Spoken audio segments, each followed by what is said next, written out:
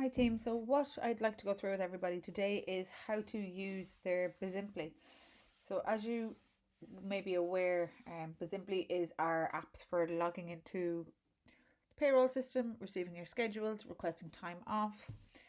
It's really important that you have received your time station pin, because the pin for your Bizimply is the same as your pin for Clover, for Lightspeed, for majority of the things that we log into around the restaurant. So when we log into Bizimply on the laptop, this is the first screen that you'll see. You'll see a calendar in front of you.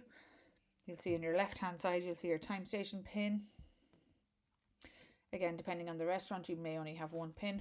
Your scheduled hours for this week, scheduled hours for last week, and your hours scheduled last month. So it's a great way for keeping track on how many hours that you were working, and what your week looks like coming up and your week previous. So I'm just going to pop back to an old schedule here just so that we can see how this works.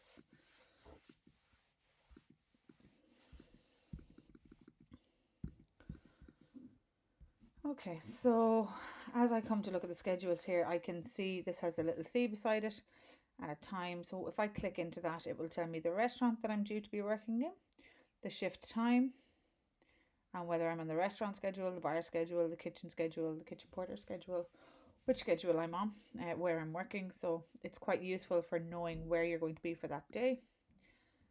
Another thing that you may see is you may see a longer shift, like a 12 to 9. Again, this will tell you what shift you're on, where you're working, what restaurant you're in. And another thing which you may come across is things like this, like a split shift. So 10 to 3, 3 to 6. So what you may find on that, there may be a note attached to it as well. So anything with that little corner on it means there's a note. So for me now, this says bar AM and floor PM. So it means I'm in the bar in the morning and I'm on the floor in the PM. It's quite useful for just knowing where we're at, or where you're working for the day. As we move forward, so if this is me, you won't generally see all these weeks. You will see your week that you're doing at the moment, and you'll probably see the week ahead because of the way our schedules are published. We try to publish them on a Tuesday to ensure that they are out in plenty of time for the next week for you, for your schedules. What that does mean though is that you need to have any requests into your manager who does your schedule at least the Saturday before the roster is due to be posted.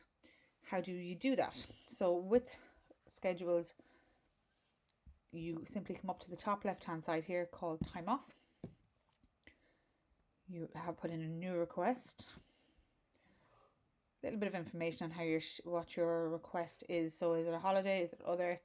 Is it the case you just need the day off? Do you need the weekend off? Do you need to work evening and not the day? Again, all this information can be popped into your employee note here, and you just simply specify what days it is that you're looking for and submit.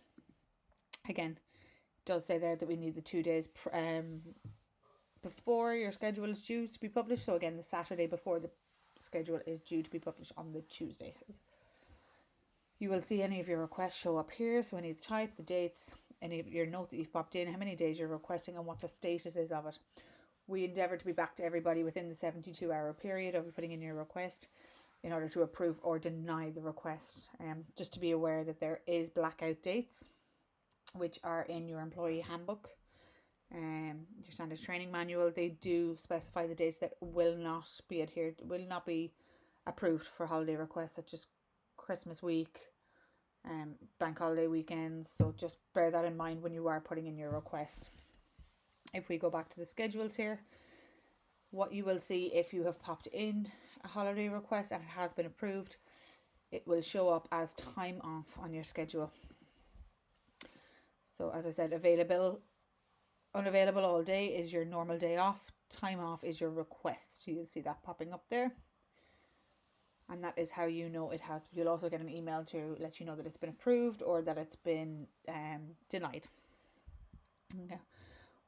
Another thing that we always ask everybody to do is, in your My Profile, make sure all your information is currently up to date, especially your emergency contact. It's really, really important. If you're in work and something happens to you, we need to have that emergency contact for you. So just please, when you log in, please make sure all these details are up to date.